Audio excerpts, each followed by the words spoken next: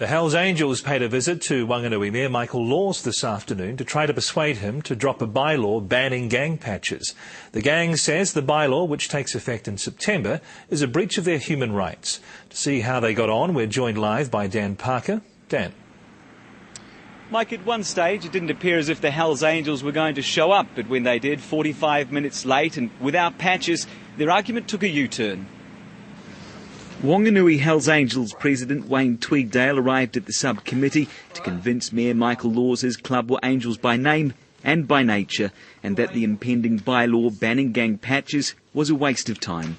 I don't understand how it's fair on all the members of the different groups to ban clothing on some crazy idea. Out of the 5 Hells Angels who made submissions, only TWEEDDALE was prepared to appear. And after reading a brief statement, he refused to answer any questions. I have nothing else to say on this matter, Michael. Thank you for hearing my letter and letting me get it out. Thank you, councillors.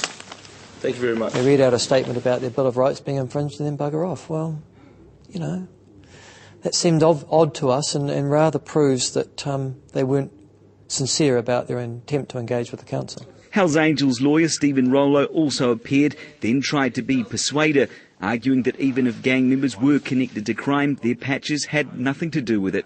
There needs to be a rational connection between the wearing of clothing and criminal offending. There is none. But Laws didn't buy it.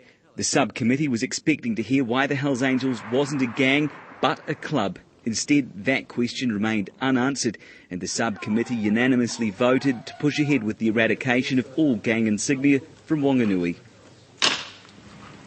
Mike, today's meeting was more of a formality than anything. With the support of government, there's nothing that can really stop this bylaw going ahead.